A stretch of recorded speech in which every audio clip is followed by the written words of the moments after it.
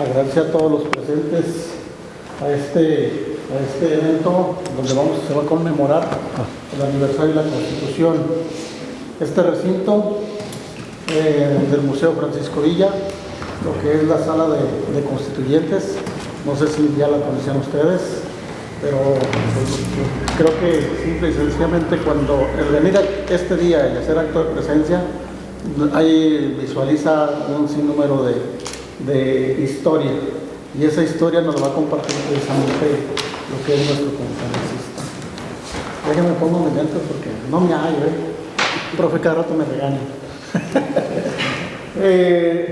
Bueno, promulgado un día 5 de febrero de 1917 la Constitución de mención, fue en la ciudad de Querétaro. Se cumple hoy la fecha, 109 años.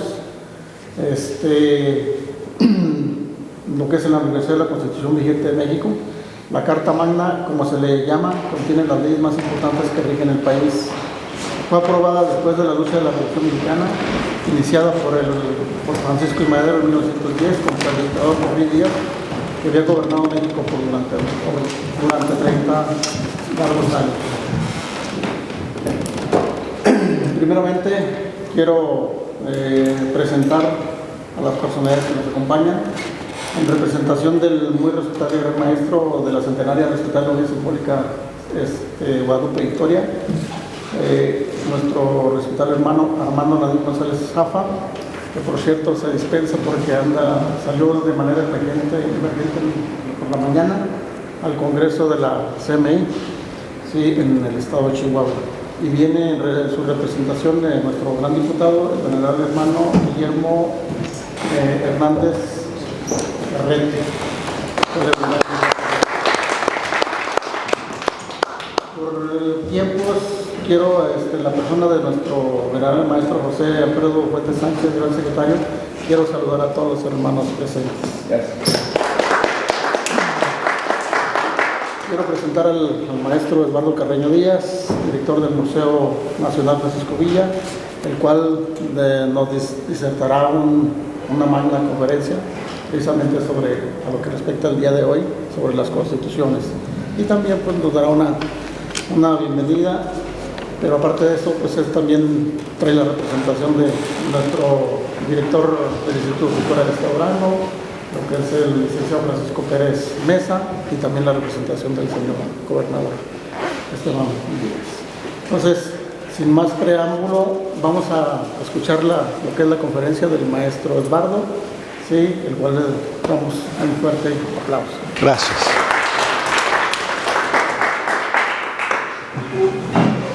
Gracias, muy buenas tardes. Me da mucho gusto recibirlos. Yo siempre lo menciono, siempre desde que trabajo aquí, digo literalmente bienvenidos a Palacio, porque estamos en un palacio. Me da mucho gusto recibirlos en el Museo Francisco Villa, y como parte del Museo Francisco Villa, esta parte se reconoce y se considera como museo de sitio del Congreso del Estado. Salud. Con todo el aprecio, el respeto para la logia, los recibo con mucho gusto. Al licenciado Guillermo Manuel Hernández Carrete, muchas gracias por estar como siempre. A nuestro querido amigo José Alfredo Fuentes Sánchez, muchas gracias, y así a cada uno de ustedes. Es grato. Cuando el maestro Guillermo me mencionó el poder tener una plática el día de hoy, por supuesto que con mucho gusto. Sabíamos que teníamos una presentación del libro en la parte baja, pero conociendo los espacios del museo, pues yo sabía que aquí no íbamos a tener ruido. Además, una acústica que se presta totalmente, y me gusta mucho que tengamos esta charla pues muy íntima, muy entre ustedes, entre gente que le interesa. Eso es más importante, y que sea este día en especial, ¿sí? Hay muchos eventos. Yo me tocó estar el día de hoy, estoy muy agradecido porque me invitaron de telesecundarias a dar una presentación con motivo del día 5 y la Constitución. sobre la actuación de Villa y Madero, hicimos unos diálogos en telesecundarias, juntaron 5 escuelas, mucha gente, y eso me da mucho gusto porque es la oportunidad de sembrar la inquietud en los jóvenes. Si no sembramos en los niños y en los jóvenes, nunca vamos a tener esa secuencia histórica narrativa, ese ritmo que llevábamos con los abuelos antes y que sé que a ustedes y a mí nos tocó, que eso nos lo transmitía la abuela, el abuelo en la sobremesa, en la tarde, o a la hora que ellos podían o tenían un rato de descanso, pero lo hacían en una forma tan amena que era muy divertido. Y los aparatos, la modernidad, pues lo ha sustituido, pero nos descuidamos con esa sustitución. Estamos dejando libres a los niños y a los jóvenes y no están viendo la información adecuada. Y hay mucho contaminante enorme en todos los sentidos, ¿sí? Entonces, pues estamos contentos de estar aquí. Les doy un panorama muy rápido para ubicarnos en el espacio y en el sitio donde estamos. Este palacio fue construido a partir de 1792 al 95 por Juan José de Zambrano y Amaya, un español que llega a las nuevas tierras, que llega muy joven, de 22 años, viaja al norte, busca fortuna, busca trabajar y despegar en todos los sentidos, viaja a la Nueva Vizcaya y llega casualmente a nombre de Dios, a la villa. Y en la villa todavía le quedaban pues un jornal para venir a la capital. Y se quedó ahí y andando por las calles se hace curiosamente de un amigo, jovencito también, joven, y platican, se hacen amigos y él le dice, yo vivo en Tezcalillo, y le da hospedaje en su jacal y su padre hacía mezcal. Y se quedó un tiempo con ellos, aprendió a hacer el mezcal, pero lo empezó a comercializar. En ese tiempo se llamaban alcoholes, o así se mencionaba la venta de alcoholes, que obviamente era prohibido venderlos, sin unos permisos especiales del gobierno. Sin embargo, pues logra sacar ya con dinero, logra sacar el permiso y empezar a vender. La primera riqueza de este hombre fue a través de los mezcales. Después de la minería, se casa con una dama muy rica, de una familia muy acomodada de San Juan del Río, doña Ana Getrudis de Gijón y Urrutia, y construyen este palacio. En este palacio, en toda la primera parte donde estamos, era la tienda abajo y aquí arriba sus habitaciones. El comedor al otro extremo, aquí la sala, las habitaciones de ellos y las habitaciones de los familiares, las familias que ellos criaron 2 ahijadas porque no tuvieron descendencia. Luego construye el segundo patio con otra estructura muy grande y allá pone la fábrica de tabaco. Pero luego viene a México muy pronto su hermano Fernando, que era militar allá en España. Viene a México y empiezan la construcción de la tercera etapa, la tercera casona al estilo sevillano. Y luego al fondo el Teatro Coliseo. Y ya tiene todo, venta de alcoholes, tiene el tabaco y el centro de diversiones, que es el teatro. El teatro no era para obras de teatro, era para diversión. Entonces se convierte en el hombre más poderoso. Finalmente estalla la Guerra de Independencia y en esa Guerra de Independencia él era un fiel defensor de la corona. Él y sus hermanos combaten a los insurgentes. Queda viudo en 1814, muere doña Ana y contrae rápido nuevas nupcias. Se casa con una joven de Santa María del Oro, porque allá tenía su hacienda, la más grande de todas, la hacienda de Ramos, San José de Ramos. Se casa y se trae aquí a su nueva esposa, con la que tiene el primer hijo. Bueno, el segundo hijo. Él ya había tenido una hija fuera de matrimonio antes de casarse, a Josefa. Entonces ahora tiene un varón los trae aquí. Silvestra Pereira, su esposa, viven poco tiempo, al año y medio de estar con el niño, muere él, enferma y muere. Todas las grandes haciendas y minas y todo lo manejó su administrador y todo tomó otro rumbo. Su familia cercana no supo administrar y perdió el palacio.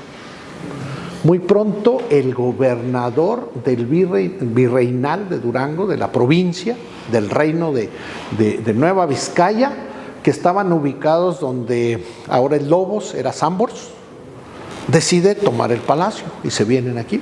Ya es palacio de gobierno. Empiezan a adecuarlo como palacio, ya no es casa habitación. A partir de entonces, esto ya se convierte en palacio. Viene la independencia y cambia nuestro gobierno, ¿verdad? Obviamente. Y llega el primer gobierno. Inmediatamente llega el gobierno de Iturbide. Y el gobierno de Iturbide aquí toma posición estatal. Y divide el estado en dos intendencias. Todos sabemos eso, con dos cabeceras. La mitad del estado con cabecera en Durango. La otra mitad con cabecera en Nazas. Son los dos polos de desarrollo. Dura muy breve, es muy breve el periodo. 11 meses, se acaba el periodo del emperador y nace ahora el estado de Durango. Para nacer Durango nace aquí, 22 de junio de 1824. Luego ya se instala el gobierno aquí, el gobernador. Y así siguió, pasando etapas hasta llegar a 2013, donde el gobernador Herrera Caldera decide cambiar su sede y dejar este espacio al Museo Francisco Villa. Pero ¿desde qué momento llega aquí el Congreso? El Congreso llega aquí más tardío. Primero el Congreso Constituyente, se instala en lo que ahora es el Hotel San Jorge. En ese edificio bellísimo que es el Hotel San Jorge, yo creo que todos lo conocen. Abajo es un restaurante, pero es un edificio muy hermoso, muy grande. Ahí se instala el Congreso. Pero luego se cambia a otro lugar donde está ahora precisamente Bellas Artes. Y de ahí, 1872, se instala aquí. No necesitaban mucho. Los congresistas, los diputados, usaban la tribuna, mesa principal y los curules, ¿sí? Todas las fotos que ven ustedes allá en la exposición tienen estos mismos muebles, son exactamente los mismos. Las urnas tienen las constituciones y este preámbulo lo hago porque va ligado al tema que estamos tratando. Entonces, el gobernador estaba en la esquina, 2 habitaciones más, 2 salones más, ahí estuvo siempre el gobernador. En la época del gobernador Mayagoitia Domínguez, Héctor Mayagoitia Domínguez, él decide hacer un cambio interno y cambia las oficinas a donde muchos de ustedes quizás la conocieron, al fondo, en el segundo patio, la parte superior. De allá estuvieron todos los gobernadores hasta el final, con un elevador desde abajo en aquella parte. Y este palacio pues lo conocimos públicamente, qué bueno que se hizo museo, se restauró totalmente y creo que es un orgullo para Durango tenerlo. Bueno, vamos a ver, nos vamos a ir guiando con esta presentación para ir siendo más explícitos y entender con mayor efectividad lo de nuestra Constitución, ¿sí? ¿Le damos? Ahí tenemos que la Constitución es convocada por Venustiano Carranza. Después de una guerra interna muy estrepitosa que conocemos como Revolución Mexicana. Pero esto es producto de un periodo de 30 años con 7 meses del gobierno de Porfirio Díaz. Todos sabemos que Porfirio Díaz Mori, originario de Oaxaca, Es un hombre que, el único presidente de México que llegó a la presidencia siendo un héroe nacional, un héroe en la gloria de héroe nacional. La guerra después de la independencia nunca se terminó. La guerra de independencia que inicia precisamente en 1810 con el Grito de Dolores y hasta 1811 que termina el movimiento de Hidalgo y lo secunda y lo vuelve a revivir y a darle vida totalmente José María Morelos y Pavón, y donde nuestro héroe Guadalupe Victoria se incorpora. Hemos estado en algunas conferencias, y ustedes también, de Guadalupe Victoria, donde hemos visto todo ese proceso. Cómo José Miguel Ramón Adapto Fernández Félix se incorporó a las tropas de José María Morelos y no se desprendió, siguió en la lucha permanente y fue de los pocos o único insurgente que no tuvo amisticio, que no se rindió. Los demás, cuando vieron perdido todo, se amistiaron. Él no, él se perdió en la Selva Negra, donde hay una serie de historias, inclusive nos suenan un tanto fantasiosas, pero son reales, y donde él estuvo en la Selva Negra de Veracruz, perdido por 2 años y medio, hasta que López de Santana lo recupera, lo encuentra irreconocible, lo vuelve a integrar totalmente y vuelven a seguir. Pero estamos hablando de que José Guadalupe Victoria llega a la presidencia y después de llegar a la presidencia es el único que cubre en ese periodo del siglo su periodo de 4 años. Los que lo secundaron, ninguno terminó su periodo, ninguno. El país siguió en guerra permanente y es Porfirio Díaz quien llega a poner alto, y cuando entra su gobierno pone alto. Qué maravilloso hubiera sido que hubiera tenido su periodo Porfirio Díaz, hubiera hecho grandes avances y le hubiera dado secuencia. No hubiera habido necesidad de esta guerra tan cruel que fue la Revolución Mexicana, ese estallido de la Revolución Mexicana, y que fue para quitarlo precisamente. Y ahorita nada menos tenemos un bombardeo enorme en las redes y en todas partes, y de un grupo muy fuerte de gente que dice: es que los mexicanos no podemos ser tan ciegos, ¿cómo es posible que pongamos en los villanos a Porfirio Díaz? Y nos lo pintan maravilloso. Un hombre que llegó siendo héroe, un hombre que trajo la luz eléctrica, un hombre que puso paz, un hombre que armó los estados correctamente para que siguieran en el desarrollo, un hombre que trajo el desarrollo ferroviario y que todo lo que se hizo y lo que tenemos casi actualmente es obra de él. Todo eso, ¿sí? Luz eléctrica para los ricos, porque los pobres nunca tuvieron luz eléctrica. Ferrocarriles, sí, para los grandes empresarios extranjeros, Estados Unidos, Inglaterra y demás países. ¿Para qué servía? Para llevarse nuestra riqueza. Se llevaron el enequén, se llevaron el café, se llevaron el guayule del norte, de Nazas y de toda la región Laguna, se llevaron la minería, se llevaron todo. Y no puedo decir que el petróleo, porque eso surgió un poco después, pero era un servicio para ellos, un apoyo de las compañías deslindadoras de terrenos muertos a los grandes hacendados, que él dijo: sí, hay una compañía deslindadora, se va a ir a Durango, y empiezan a renovar y a apropiarse de los terrenos que están muertos, yergos, que no están en producción.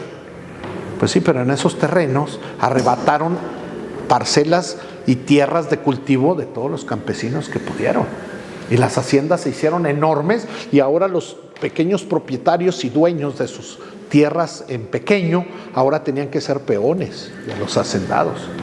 Creo que eso nos queda muy claro y que no nos confunda. Hay cosas buenas en todos los seres humanos, porque nadie es perfecto.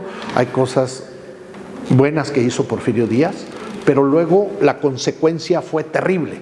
La consecuencia fue un 98% de mexicanos sin saber leer y escribir y un 72% de mexicanos alcoholizados totalmente. Con esos dos lastres, ¿qué podía hacer un país? Cuando las familias estaban en la miseria. Entonces esto estalla. Entonces la revolución está Carranza, de los revolucionarios símbolo y punteros está Villa, Francisco Villa, Emiliano Zapata. Pero Carranza, en plena lucha, después de la muerte, asesinato de Madero y Pino Suárez, en la usurpación del poder, con el golpe de Estado por Victoriano Huerta, fue un golpe de Estado brutal, lo asesinan y se queda en la presidencia. El día que se quedó en la presidencia, el primer hombre que se declaró en contra del usurpador fue Carranza, gobernador de Coahuila. Era un hombre muy poderoso en Coahuila y un gran político, astuto y audaz. Él sabía que Carranza que Victoriano Huerta lo iba a hacer trizas, porque ya habían tenido problemas serios en el porfiriato. Y ahora como presidente de la República iba a acabar con él. Convoca en la misma mañana, en cuanto sale la noticia, a sus diputados y firman el Plan de Guadalupe en la hacienda de Guadalupe, Coahuila, donde dice: soy el jefe del ejército constitucional y voy a combatir al usurpador. Manda comisiones a todas partes a buscar generales que ya habían estado en el maderismo, entre ellos al general Villa, y Villa acepta porque tiene el mismo concepto, ¿sí?, de salvar al país. Entonces, Carranza le toca vivir toda esa etapa y la guerra constitucionalista. Pero ya pasó la etapa fuerte de Villa y de la división del norte como brazo armado de la revolución. Fue desde que se funda el 29 de septiembre de 1913 en La Loma, y viene una serie de batallas victoriosas de la división del norte, empezando por Torreón, inmediatamente el mismo día de la fundación, y que desemboca en el triunfo el 2 de octubre de ese año, de ese mismo día. Luego toma Ciudad Juárez con esa gran batalla que dio y la sorpresa del tren de Troya, que así lo denunció y así lo mencionó la prensa americana y europea. Luego la batalla de Tierra Blanca, llega a la gobernatura un mes en Chihuahua, deja de ser gobernador para irse a la batalla de Ojinaga y prepara la gran batalla, la de Torreón, que militarmente fue la gran batalla. Y es a donde ya incorpora a Felipe Ángeles por primera vez. Con Felipe Ángeles toma Torreón en abril, de marzo a abril, y toma el triunfo en abril, y luego viene la toma de Zacatecas. Pero en esta toma de Zacatecas viene la separación entre Carranza y Villa. Carranza sabe que ya no está en el cuadro nacional, que ya el héroe nacional ahora es Francisco Villa, y que él como jefe ya no cuenta. Entonces dice: eso no puede suceder. Entonces él es el jefe y le ordena a Villa: general Villa, va y toma Monterrey, Saltillo y Monterrey, todo el noreste. Y Villa le dice: no señor, todo con conferencia telefónica, y también hay de telégrafo, toda la conferencia de telégrafo. No señor, yo voy a tomar Zacatecas. No señor, Zacatecas lo va a tomar el general Natera y la división Durango, los hermanos Arrieta, y les da todo a los Arrieta y a Natera para el día 12. Van a intentar tomar Zacatecas 12 de junio de 1914 y son destrozados totalmente. El gobierno federal es muy fuerte y muy bien guarecido en Zacatecas. Entonces Villa sigue negociando con Carranza, Carranza no cede y Villa le dice: renuncio a la división del norte. Bueno, en cuanto todos los generales brigadieres saben que Villa renuncia, todos a la vez renunciaron también. se queda Carranza sin salida. No queda más que tomen Zacatecas. Y ya viene la toma de Zacatecas, pero ya esa división entre Carranza y Villa ya nunca cicatrizó, ya quedó deshecha. Entonces, la revolución sigue, se van ahora sí ya triunfantes a la Ciudad de México, después de la convención. Carranza promueve una convención de revolucionarios previa a esto todavía, estamos hablando del 14. Él ya quería una convención para pacificar todo. Sabía de leyes y sabía de todo. Un gran político. Entonces cita una convención en la Ciudad de México y no aceptan los revolucionarios. La cambian a Aguascalientes. Y viene la convención de Aguascalientes en octubre. En octubre que van a la convención, Villa y los ideólogos zapatistas, porque Zapata personalmente no fue a la convención, se nombra a Villa como presidente de la convención y desconocen a Carranza como jefe máximo. Ya lo desconocieron, ya no es nada Carranza.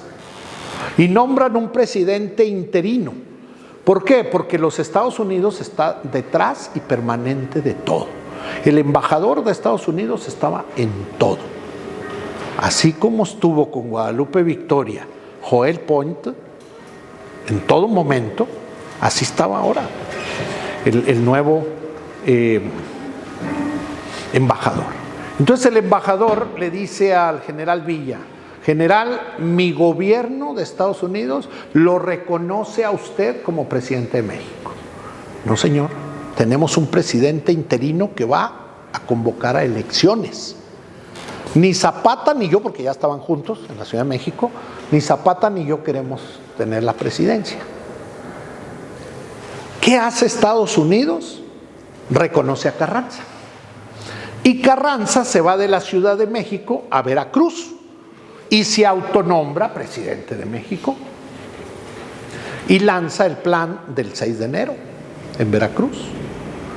Y en México tenemos al presidente de la convención, presidente interino.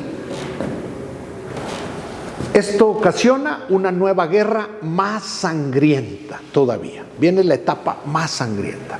De ahí en adelante muere 1,5 millones de mexicanos en esta guerra que siguió. Empieza la guerra. Villa manda surtir armas a Columbus y al Paso, que le habían surtido los americanos siempre. Llevaba una magnífica amistad.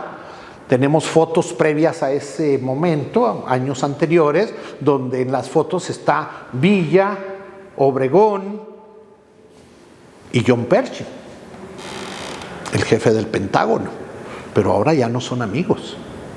Ahora le mandan municiones, pero no de salva, como dicen muchos historiadores.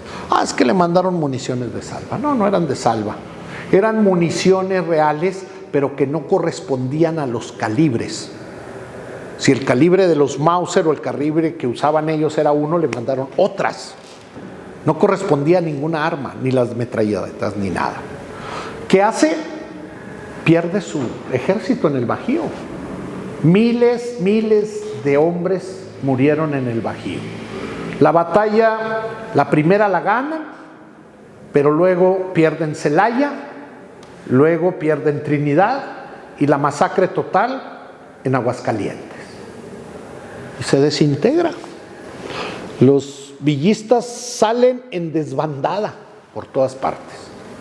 Y como siempre, se acabó el éxito, se acabó el poder, me voy para el otro lado. Pánfilo Natera, que juraba y perjuraba ser hasta la muerte villista, no, pues ahora ya era carrancista y lo nombraron gobernador de Zacatecas. Al menos los Arrieta no prometieron nada, pero ellos se quedaron con Carranza y lo puso de gobernador de Durango. Primero a su hermano Eduardo, luego ya a Domingo. Entonces así se quedaron los villistas, la mayoría. Y los verdaderos seguidores de Villa se van con él a la Sierra de Chihuahua. Y él dice: desintegro la división del norte, y nunca más volvió a ser división. La desintegró y se fue en guerra de guerrilla. Luego promulga la unión de 300 de sus hombres de confianza y el 9 de nada más. Él sabía que no iba a poder con Estados Unidos, por supuesto. Entonces se viene la expedición punitiva. Una vez más los americanos nos invadieron, porque nos han invadido muchas veces. Claro que después, antes de eso, en el 47, no nomás nos invadieron, masacraron México. Y aparte de masacrar a tanto mexicano, se quedaron con la mayor parte de nuestro territorio. Pero esta vez nos invadieron.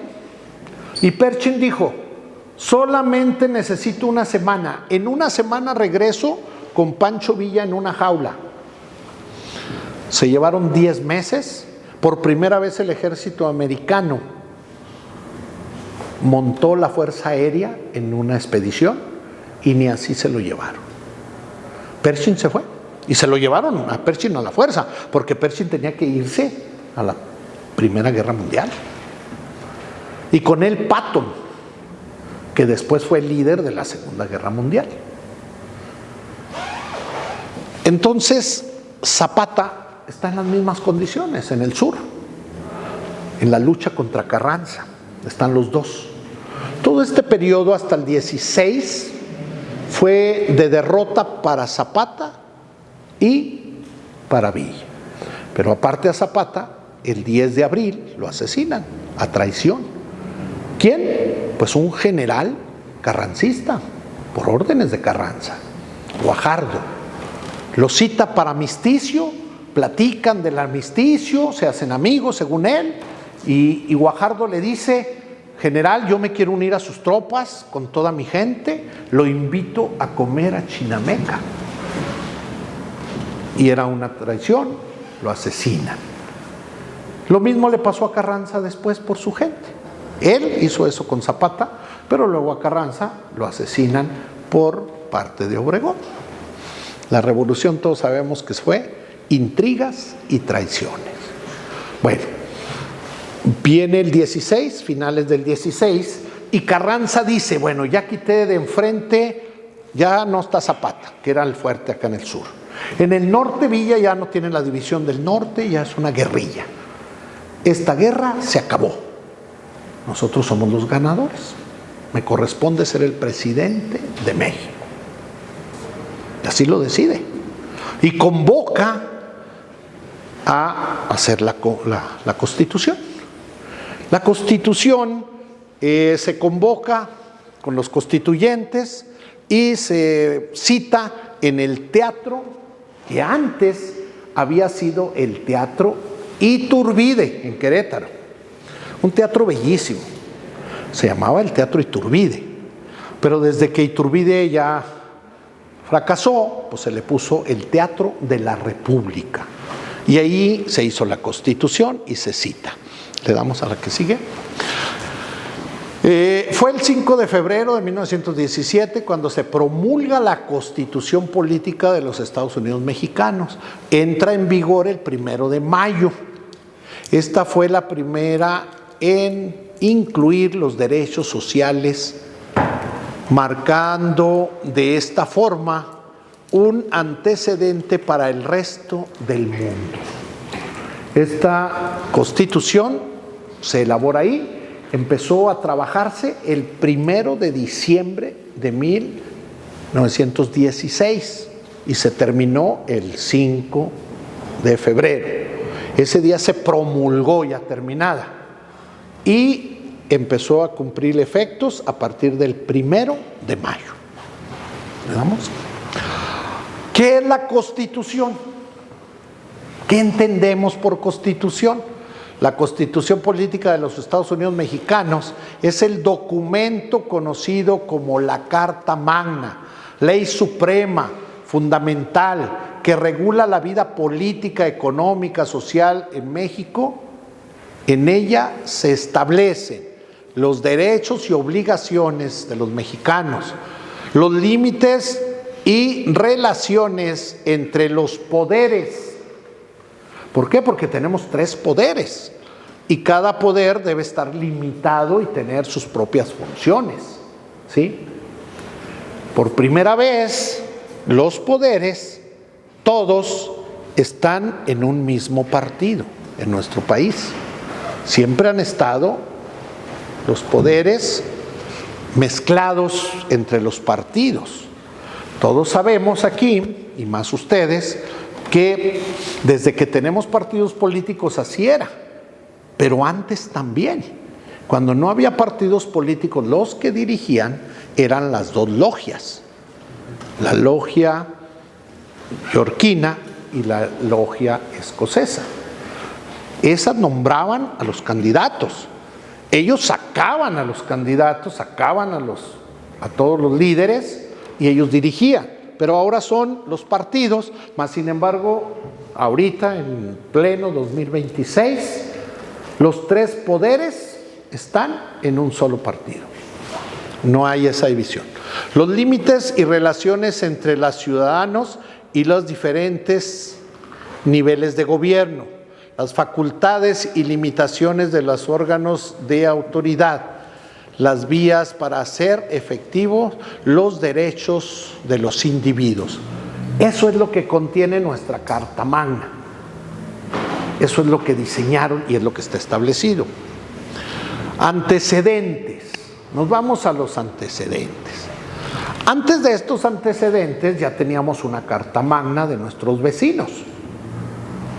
Todos sabemos que la independencia de los Estados Unidos de Norteamérica, fue mucho antes que nosotros, y ellos en 1887 sacan su Carta Magna. Y esa Carta Magna pues tuvo mucha repercusión con nosotros, por supuesto. Cuando se hace la Constitución del 24, pues era realmente una copia de la de Estados Unidos. Pero como ellos ya habían pasado por un proceso y nosotros no, ellos ya la habían corregido y los mexicanos no, y se dio un contratiempo enorme. En base a la Carta Magna de México, Guadalupe Victoria sale electo como primer presidente de México. Pero la Carta Magna dice que el segundo, que queda en segundo término, va a ser el vicepresidente. Y el vicepresidente se quedó, como el segundo se quedó. Imagínense ustedes, Guerrero, que fue el que perdió, se quedó de vicepresidente. Pues no podían caminar, eran enemigos. ¿Cómo caminaban? No se entendían. Tuvieron muchísimos problemas. Después se corrigió, igual que en Estados Unidos. Pero luego, aparte, la Constitución decía que reconocía como única y válida nada más la religión católica, apostólica y romana. Pero con la guerra se fueron todos los obispos, porque eran españoles, todos se fueron. Y los nuevos sacerdotes, ¿quién los ordenaba? Si no había obispos. Y para tener sacerdotes en la única religión oficial se necesitaban obispos. Entonces Lucas Alamán, genio ideológico, tuvo mucho que ver. Fue la ayudantía de Victoria. Entonces Lucas Alamán, lo primero que hace, porque no hay dinero, el gobierno está en ceros, porque en la coronación y en todo el desarrollo del imperio de Iturbide no dejó ni un 5. Entonces Lucas Alamán dice: necesitamos un préstamo. ¿Pero ante quién? Necesitamos quien nos reconozca como nación, porque somos apenas nacientes. Y es cuando Lucas Alamán se va a Inglaterra y hace acuerdos con el gobierno de Inglaterra y saca el primer préstamo, que fue la primera deuda externa, y nunca nos la hemos quitado más. Entonces va a Inglaterra y solicita. Inglaterra dice: sí, yo reconozco a México como país, como nación independiente. Fue el primero que nos reconoció. Y sí les presto lo equivalente en libras esterlinas a 16 millones. Muy bien, tiene 16 millones. Pero de esos 16 millones se puede llevar nomás 8. Y los otros 8 se quedan porque es el pago adelantado por si no me pagas. Y de esos 8, 4 se los va a llevar en armas y en barcos. 2 barcos y armas. Porque Inglaterra tenía sus armas ya pasadas de moda, quería deshacerse de ellas para tener armas nuevas. Y México se trajo sus armas. Pues esas armas le sirvieron para la guerra de reforma y todavía algunas de esas todavía anduvieron en la revolución. Y los 2 barcos porque no tenía armada. Entonces, con solamente de esos 4, 2 se quedaron en armas y barcos, y los 2 que le quedaron, todavía hizo otra cosa Guadalupe Victoria. 1 millón completito se lo prestó, que nunca se lo pagaron, a la Gran Colombia, a Simón Bolívar. Y con 1 solo millón sacó adelante a flote el país, y con ese millón sacó sus 4 años de gobierno. Eso fue en la cuestión económica, pero vámonos a la religioso. Si era la religión única y oficial y no tenía curas, no tenía sacerdotes, tenía que tener obispos. Entonces se fueron a negociar con el Vaticano y el Vaticano reconoció como país a México y ya le mandó obispos y ya ordenaron sacerdotes. Entonces, esa Constitución de Estados Unidos nos perjudicó porque se aplicó tal cual primero en México, después se tuvo que renovar. Pero tenemos aquí ya otro antecedente, la Constitución de Cádiz, 1812. Estando en plena guerra de independencia, todos sabemos que la guerra de independencia en México empieza, pero el grito de independencia de Dolores no fue otra cosa más que ¡viva el rey de España! ¡Viva Fernando! ¡Viva el rey de España! Sí, era una guerra de los criollos. Los españoles peninsulares tenían todo el poder, pero los criollos no. Eran hijos de 2 españoles, eran de raza pura, pero nacidos en México. Y no valían lo mismo que el peninsular. Hidalgo era criollo y la gran mayoría de curas eran criollos, pero no tenían el mismo poder ni valor para los mexicanos, ni podían gobernar igual. Aquí en la Nueva España hay casos, aquí en la Nueva Vizcaya hay casos muy especiales. Don Esteban de Arauzo, dueño de las minas de Avino, aquí cerquitas, ustedes saben que la ciudad de Durango se erige por las minas de Avino, por el oro y la plata de Avino. Y el dueño de esas minas, don Esteban de Arauzo, tenía, tenía sus hijas y un hijo. Pues a su hija la casa con el conde del Valle de Xúchitl, Ignacio Soberón y Larrea, la casa con él, para darle toda la riqueza, y a los hijos no. Lo que valía era cazar un criollo. Entonces la guerra de independencia la hacen ¿quiénes? Los criollos, en protesta de que España ya no estaba en poder del rey, ya estaba invadido por Napoleón. Napoleón había invadido España y había puesto a su hermano alcoholizado, porque era un alcohólico, José, hermano de Napoleón, a gobernar. Entonces se reúnen todas las cortes y hacen la Constitución de Cádiz. Pero la Constitución de Cádiz no era solamente para España, era para todas las provincias que estaban en América y en Filipinas. Mas, sin embargo, esto no funcionó porque ya estábamos en guerra, ya México estaba en guerra, pero tenía ya una constitución, es la primera constitución que tuvimos, la misma que nos heredaron desde España. Pero luego viene la Constitución de Apaxingán. En plena guerra y conociendo la Constitución de Cádiz, los insurgentes, y con un grupo de intelectuales en los que está Quintana Roo, hacen en Michoacán en Apaxingán, la Constitución, que es la que nos rigió durante la guerra. Luego viene el acta constitutiva de la Federación, que no fue fácil. Para Guadalupe Victoria no es que yo lo admire tanto, ni que quiera que ustedes también, pero sí se los quisiera transmitir. Guadalupe Victoria fue un hombre fuera de serie.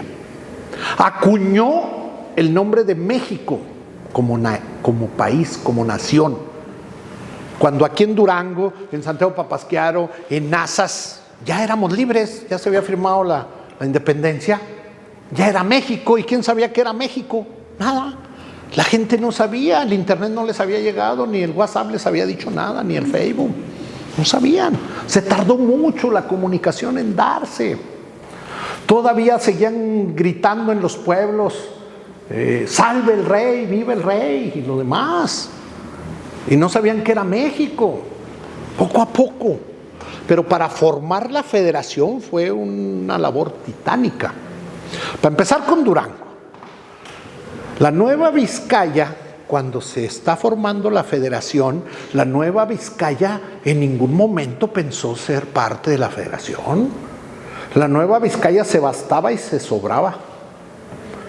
Iba a ser una nación, la Nueva Vizcaya, formada por Durango, Chihuahua y Nuevo México. Iba a ser un país, una nación. ¿Pero qué pasó? Que empezó la discusión del gobierno de los establecidos en Chihuahua con los establecidos en Durango, que la capital por fuerza querían que fuera Chihuahua. Y Durango dijo, no puede ser en Chihuahua, la capital es Durango. ¿Y la arquidiócesis dónde está? En Durango.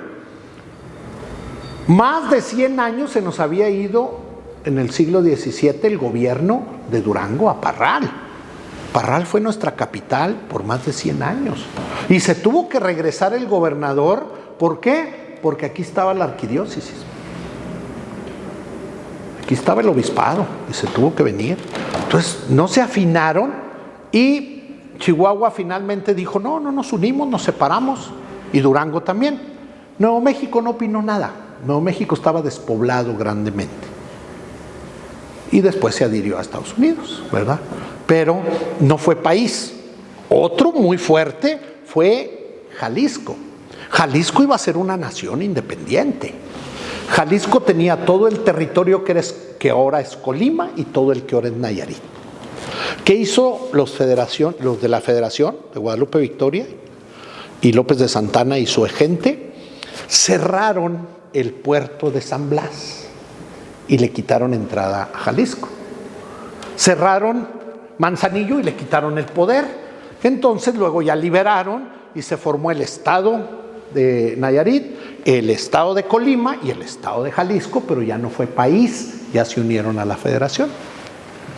Y nuestros hermanos, que todavía dicen, los hermanos de la querida República de Yucatán, por eso decimos esa broma, pues ellos eran una república independiente y ellos decidieron unirse.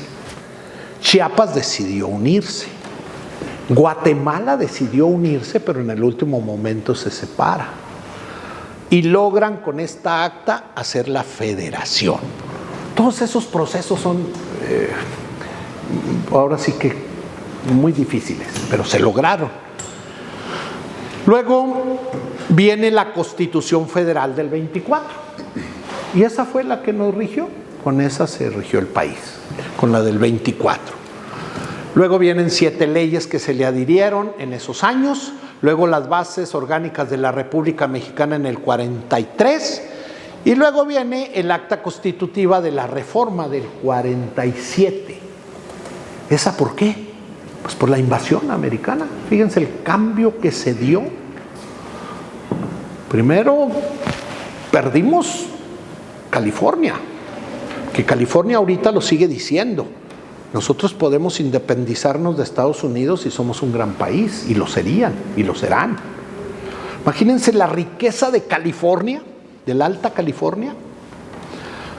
Eran mexicanos, eran de España, pero luego se separan y se viene la invasión americana, se quita todo el territorio y ya nuestra nación tuvo que modificar todo. Todo modificó, por eso la del 43. Pero luego viene la del 47. Luego viene, ahora sí, la Constitución Federal de los Estados Unidos Mexicanos del 57, 10 años después, donde se regula todo. Pero no se incluyen lo que se incluyó en la del 17, por eso se hizo la del 17 y por eso es tan valiosa. No teníamos la tenencia de la tierra, no teníamos la educación gratuita y laica, no teníamos todas las garantías individuales y las garantías sociales. Ahora sí nos vamos a lo que es muy básico. Sigue siendo esta Constitución del 17, después de toda la renovación, siguió siendo republicana. Es una república. Siguió representativa, democrática, federal. Su sistema económico y sobre todo las garantías individuales, sociales de los mexicanos. Esto lo incluye, lo que siguió siendo y lo que incluyó la nueva Constitución. Se reconoció las libertades de culto, porque acuérdense que era nada más la religión católica, nada más. Pero ya en esta nueva Constitución se reconoció la libertad de culto, muy importante. Expresión y asociación, la enseñanza, esta es fundamental, enseñanza laica y gratuita, y las jornadas de trabajo como máximo de 8 horas. Esto es genial, la enseñanza laica y gratuita. Hay quienes dijeron, no, en esta Constitución no tuvo nada que ver Villa, nada que ver Villa, nada que ver Zapata. Los dos lucharon por lo mismo, los dos lucharon por el reparto agrario. Finalmente el reparto agrario en ejidos era la propuesta de Otilio Montaño, de los zapatistas. Pero la ley agraria de Pancho Villa, publicada en mayo de 1915, fue fundamental. Los dos lucharon por el reparto agrario que se plasmó ahí. Esa lucha no la traía Carranza. Los dos lucharon por la educación, pero más Villa, que era un apasionado por la educación. Y ahí se plasmó, en esa lucha. Se ratificó además el sistema de elecciones directas y se decretó la no reelección. Ahí sí me da mucha tristeza.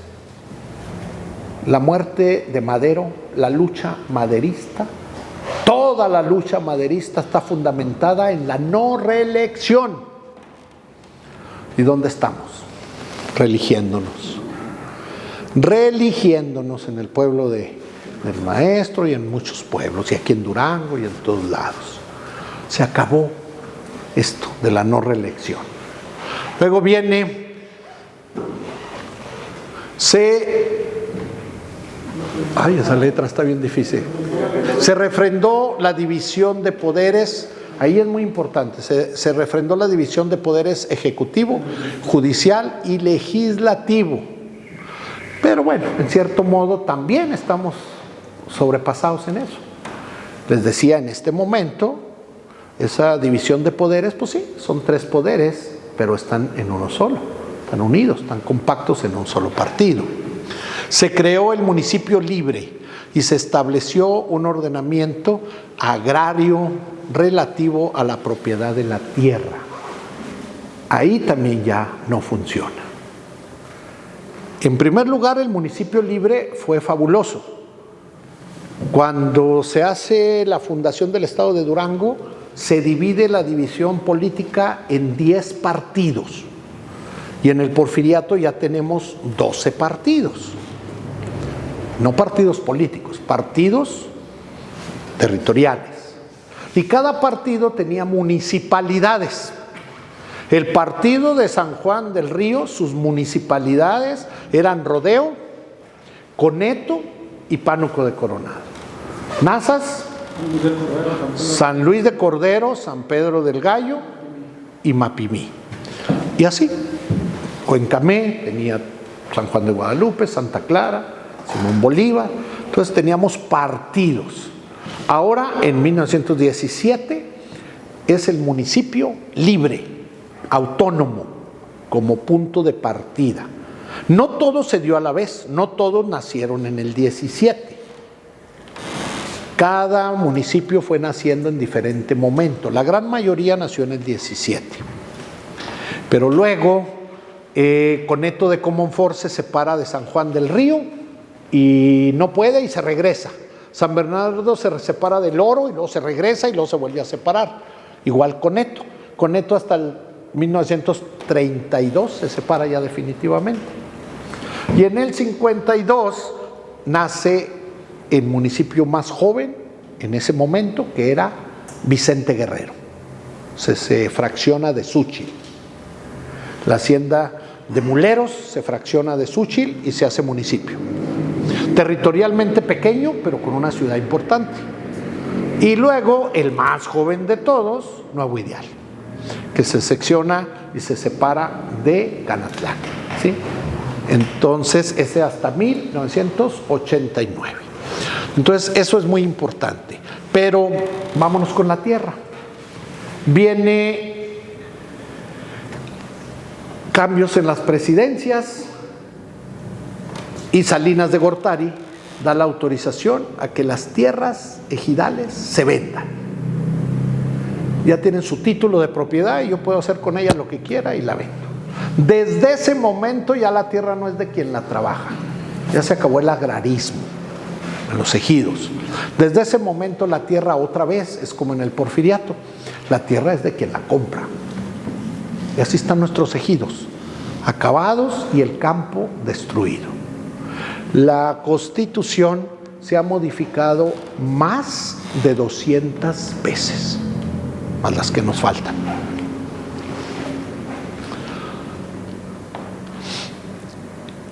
La estructura, ¿cómo está formada el libro? El libro está formado por 136 artículos, 19 transitorios y 9 títulos. Y ahí podemos ver los títulos que encontramos y consultar el que queramos. La Constitución pues está en físico, en muchos lados, y en las librerías y en las bibliotecas, pero también está ¿cómo se le llama? En digital. Entonces cualquiera podemos consultar. Alguien dice, yo quiero ver las prevenciones generales, o yo quiero ver de la división de poderes, o cualquier sección, y la consultamos con facilidad. Ese es el contenido. Artículos que todo mexicano debe conocer. Indudablemente el primero, igualdad de derechos. Tenemos que exigir la igualdad de derechos. ¿Hasta dónde la exigimos? ¿Hasta dónde la tenemos? Pues no nos vamos a las cuestiones radicales porque sufriríamos mucho. Pero las igualdades de derechos no están. Tan ciudadana es una mujer como un hombre y no tiene los mismos derechos. No se le dan. Tan ciudadano es un indígena de cualquier comunidad del Mezquital que yo y no se le da el mismo derecho, ni el mismo trato. ¿A qué creen ustedes que se deba? Y lo digo así muy claro, con todas las palabras, ¿A qué creen ustedes que se deba que ustedes van a la Plaza de Armas a un evento y el mismo día, en el mismo momento, a 2 cuadras se van a la plazuela y la gente y los indígenas que están en la plazuela no pisan la Plaza de Armas ni vienen a nuestros eventos? ¿Se han fijado en eso? Lo pueden ver en cualquier momento. Vayan a la Plaza de Armas y luego se van a la plazuela y van a ver la diferencia. Todos los indígenas y gente humilde de nuestras comunidades rurales están comerciando en esa zona del Escuartel y la zona de ahí de la plazuela. Y su diversión es estar ahí caminando y pasando y estando por ahí. Aunque a 2 cuadras haya eventos muy notorios aquí en la plaza. Y esa gente tampoco entra a catedral. No entra. ¿Sí? Menos al templo de Fátima, ¿verdad? Por supuesto. O sí los ven a esa gente en el Paseo Durango. ¿No? Y aquí estamos. Y allí dice, Derecho a la educación. También, la educación creo que sí ha sido una cobertura muy amplia. Acabo de estar en secundarias y hay 500 y tantas telesecundarias en el estado. Desde pueblos tan remotos como el Purgatorio en Tepehuanes, como en cualquier otro municipio, hasta aquí la periferia. Y eso da opción a que los jóvenes de todos los niveles puedan ir a las instituciones. Claro que les digo, no vamos a ser tan radicales. La gente que estudia en las telesecundarias alejadas, pues no está en el TEC de Monterrey, campus no sé qué y no sé cuánto. Claro que no. Y nuestras escuelas no son iguales. Basta entrar a los baños de escuelas privadas, a los baños públicos de nuestros niños que están en primarias, que no se pueden ni entrar. ¿Sí? Y esa es nuestra Constitución. Luego, libertad de trabajo, libertad de expresión. En libertad de expresión pues ni me meto, porque se ha dicho muchas veces que el trabajo de un periodista en México es el más peligroso, ¿sí? Pero no ahorita. Juana Belén Gutiérrez de Mendoza estuvo presa 17 veces en la cárcel de Belén. Ella era Juana María Francisca Gutiérrez Chávez y se puso Juana Belén, porque después de 17 veces presa, pues dijo: yo soy Belén. Y siguen igual, no hemos cambiado.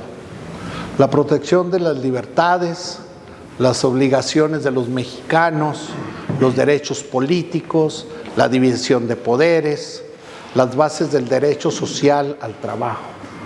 Entonces, nuestra Constitución previó todo, pero no somos perfectos, desgraciadamente, y tenemos todas esas carencias y fallas en nuestro proceder y en nuestra vida social. Pero, ¿quiénes participaron de constituyentes en Durango? Ustedes, les dejo así la dudita. Yo los he estado examinando uno por uno de ellos y ninguno de ellos, creo que el de Lerdo nada más. Son siete distritos en ese momento: Durango, San Juan del Río, Cuencamé, Lerdo, Mapimí y Tepehuanes. Nombre de Dios. Fíjense bien, tendremos ahí nada menos, porque esta lista de los del medio, cuando yo entré al museo, no existía. Pero mi compañero Abiú, que es el administrador, ya estaba trabajando en eso y ya tenía un contacto con una, ¿qué era? Nieta, ¿verdad? Nieta de Alberto Terrones Benítez. Y Abiú ya tenía amistad con ella, y cuando yo llego me la presenta y hicimos amistad también. Creo que Abiú, no sé si Marce, tu compañera, ya tenía también avances a eso, pero entre tú y ella. Y pues cuando yo llego ya me platican y yo le doy seguimiento. Esa relación de constituyentes aquí no la teníamos en el museo. Nomás estaban los de las otras locales, pero los que fueron a México no estaban. Entonces, ese cartel que lo mandaron a hacer exactamente igual, Abiú lo mandó a hacer, lo pagó ella, y tuvimos aquí un acto para un día como hoy, muy importante y muy bonito, y platicamos de su abuelo y nos contó muchos detalles que no conocíamos. Pero no se quedó ahí la señora, nos trajo a los nietos de Silvestre Dorador también, y fue un honor recibirlos. Como yo había visto la foto de Silvestre Dorador aquí y la conocía desde los Revolución en Durango, que la estudio mucho, cuando lo vi entrar, les juro que dije: ah, caray, se nos apareció Silvestre Dorador. El nieto era tal cual Silvestre Dorador. Bueno, esos partidos eran: Silvestre Dorador estuvo por el primer distrito de Durango, ¿Quién fue Silvestre Dorador? Un joven muy destacado, muy preparado, de aquí de Durango, pero que luchó mucho tanto por artesanos de todo tipo como por obreros y también por campesinos, pero más por obreros y artesanos aquí en el medio urbano. Y cuando se lanza el plan de San Luis Potosí y que empiezan a hacer los clubes antirreeleccionistas, él formó el club antirreeleccionista en Durango. Y cuando lo descubren, lo metieron a la penitenciaría. Pero cuando llegan los revolucionarios, lo sacaron. Pues él... que está acá en la lista. Bien, me dice Viu, está también en esa lista de honor, por supuesto. Pero les platico que él estuvo en la penitenciaría, lo sacaron, fue presidente municipal de la capital, Silvestre Dorador, y cuando fue presidente y el gobernador era Pastor Roel, que para mí fue un magnífico gobernador, que dejó maravillas, poblano él fundó una colonia para los obreros, porque no existía. Por eso fundó la colonia obrera, que ahora se llama Silvestre Dorador. Pero él la fundó. Entonces él fue el representante por el primer distrito. Yo pienso que muy digno representante, indudablemente. El segundo, Rafael Espeleta, del segundo distrito. Rafael Espeleta era un funcionario de Durango, carrancista, metido a la lucha, a la revolución. No menosprecio sus capacidades y todo su poderío, pero él se fue a Veracruz con Carranza y siempre anduvo a la par con Carranza. Y estando allá, Carranza lo nombra el representante de nuestro distrito de San Juan del Río. En San Juan del Río, ¿sabrían quién era él? No, ni idea. Lo puso Carranza. No fue un sanjuanero, fue quien Carranza nombró y que fue para allá. No sé si algún día vendría alguna vez a San Juan del Río o no vendría, no sé. Siempre anduvo en las cortes militares, tuvo diferentes funciones como juez y tuvo otro rol ajeno a San Juan del Río. Antonio Gutiérrez, tercer distrito. Antonio Gutiérrez creo que sí estaba muy afianzado en Lerdo. Era originario de Lerdo, fue el primer alcalde de Lerdo, constitucionalista. Y estaba pues muy reconocido con Lerdo, creo que él también muy identificado. Fernando Castaños, de aquí de Durango, él representó el cuarto distrito de Cuencamé. Y luego nos vamos con Fernando Gómez Palacio, de los Gómez Palacio. Ustedes saben cuál era la casa de los Gómez Palacio, ¿verdad? El Museo del Aguacate. Entonces, él también muy reconocido, y Fernando Gómez Palacio fue quien representó Nombre de Dios. Alberto Terrones Benítez, él era de Nombre de Dios, pero no representó Nombre de Dios, representó Tepehuanes, toda la zona del noroeste. Y Jesús de la Torre. Jesús de la Torre había nacido en una población muy pequeña entre Durango y Zacatecas, para allá por San Juan de Guadalupe. Y él representó la zona de Mapimí. Ellos fueron nuestros representantes. Todos fueron radicales, fueron bravos y luchadores. Está registrado en todas sus participaciones en el Congreso Constituyente. No fueron a parar el dedo, no. Lucharon por lo que iban a hacer. Fueron dignos duranguenses en la Carta Magna. Entre más los leo, entre más los reconozco, más los admiro, porque era gente que en su momento pensó en Durango. Entonces, bases tenemos muchas, buenas bases. Cuando analizo la Carta Magna, veo cuánta falla hay y que como mexicano no me siento satisfecho de esa manera, pero creo que si cada uno desde nuestra trinchera ponemos nuestra mejor desarrollo y desempeño, podemos sentirnos mejores y hacer algo por nuestra patria. Por mí es todo, muchas gracias. Una pregunta. O acotaciones o lo que ustedes quieran. sugerencia. Si me permite. Sí, cómo no, maestro, por supuesto. Pásele, por favor. Gracias, maestro. Pues le agradecemos, primero que nada, maestro Escareño, Muchas gracias. su tiempo, su disposición de darnos entrada a este recinto que para nosotros vale mucho. Y sobre todo, reconocerle su conocimiento, su amplio conocimiento vasto y su memoria que tiene impecable. Muchas gracias. Le doy las mayores de las gracias de parte de nuestro muy respetable maestro Manuel González Zapata. Y agradecer a todos los hermanos que nos acompañan esta tarde.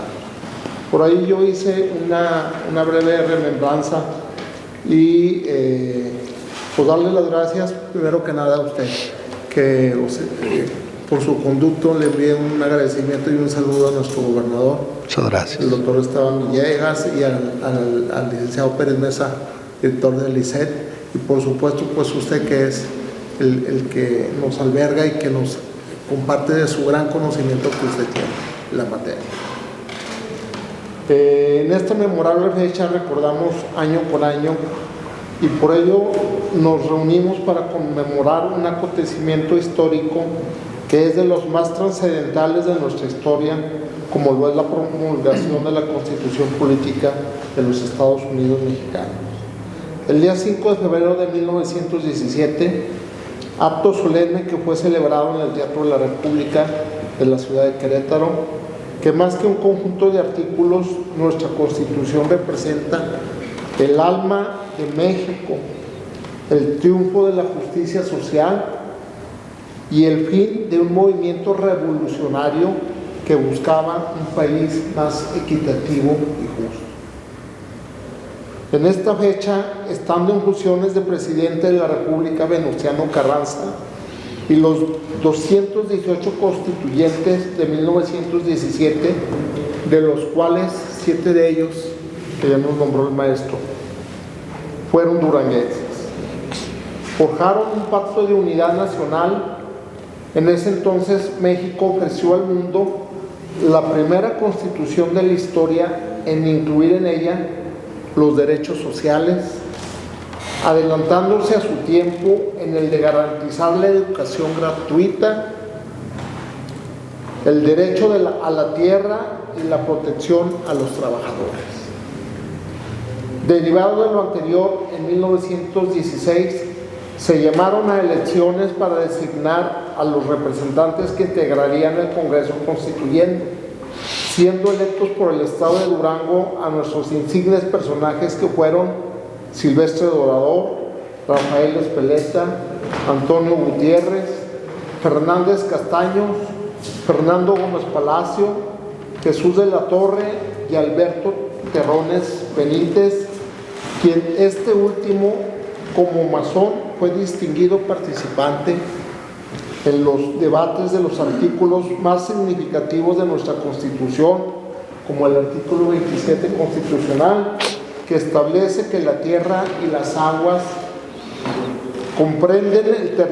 que comprenden el territorio nacional son propiedad de la nación, teniendo la facultad de transmitir el dominio a particulares y crear con esto las condiciones necesarias para el desarrollo económico y social. Igualmente, nuestro hermano Terrones Benítez participó en los debates del artículo 3 constitucional, que establece los cimientos esenciales de nuestro país en la educación laica y gratuita. ¿Cómo olvidar el artículo 123 constitucional, que consagra los derechos laborales de todos los trabajadores, así como el artículo 130 constitucional, que establece la separación del Estado y de la Iglesia? Tenemos el gusto, maestro, de tener entre nuestras filas de la Gran Logia a un descendiente del hermano Alberto Terrones Benítez. Magnífico. Que su intención era venir, pero su desempeño laboral está trabajando en la ciudad de Torreón, Coahuila. E incluso también tenemos a un descendiente de del señor Fernando Gómez Palazzo, que aunque no fue masón, él, nuestro hermano, es descendiente. Sí, señor. A los 109 años de la creación y promulgación, nuestra Carta Magna sigue vigente como el marco que define nuestra soberanía, constituye la división de poderes y sobre todo establece nuestras libertades fundamentales en el escudo que protege nuestras diferencias y que impulsa la búsqueda de una sociedad solidaria y justa.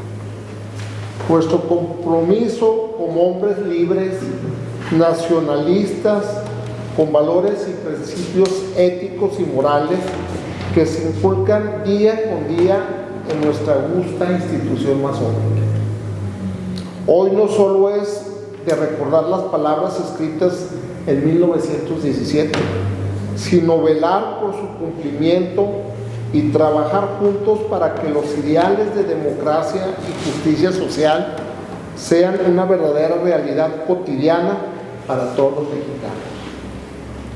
Que este aniversario del 5 de febrero nos inspire a seguir construyendo día con día el país que soñaron nuestros antepasados y que participaron en su construcción, como son los duranguenses, el general Guadalupe Victoria, el general Francisco Villa, entre otros muchos más, los cuales ayudaron a la construcción de un México libre, soberano, constituido de leyes e instituciones y conformado de gente de libre pensamiento, que defiendan las causas justas y mantengan un compromiso real y verdadero de lo que es la justicia social, la cual participamos nosotros los masones enfrentando los nuevos retos que se requieren en la actualidad, sin claudicar en ningún momento, siendo fieles a nuestros principios esenciales de libertad, igualdad y fraternidad.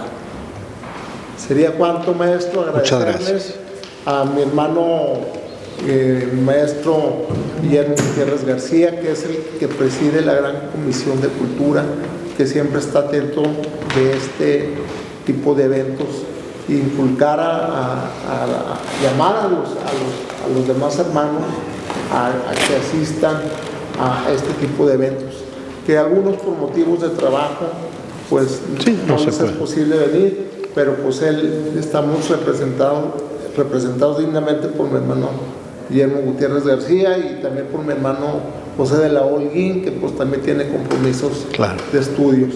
Y les doy las gracias a todos por su asistencia. Sería cuanto. Muchas gracias. Salúdenos de su parte.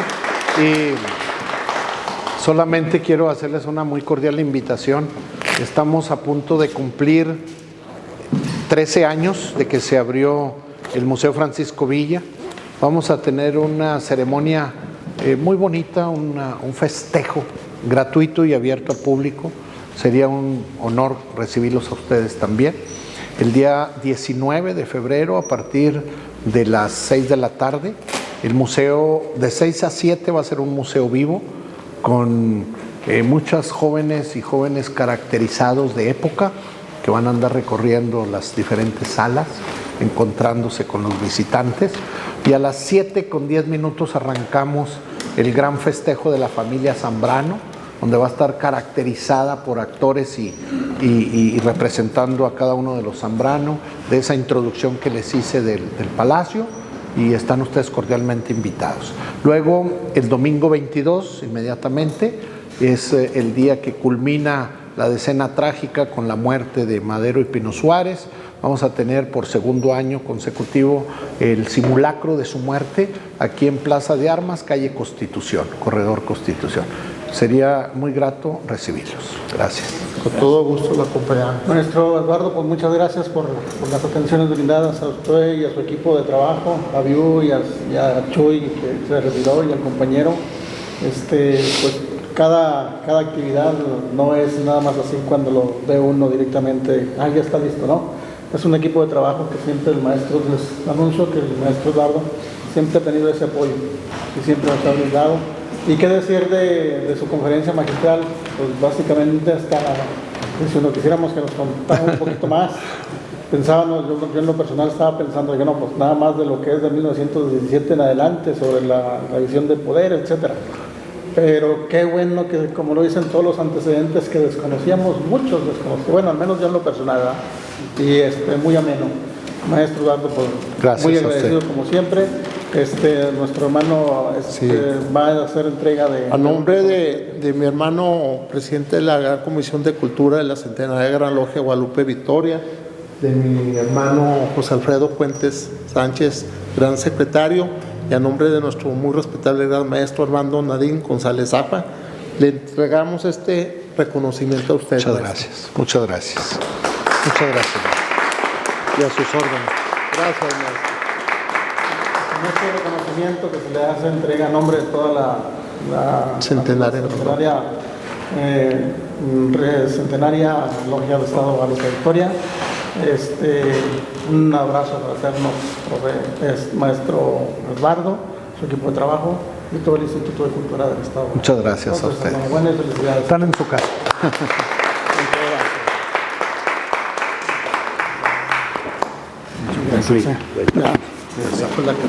Muchas gracias. Sí, por favor. Pues muy agradecido. Gracias. Ya sabe que estamos. Cualquier cosa. Conocimiento es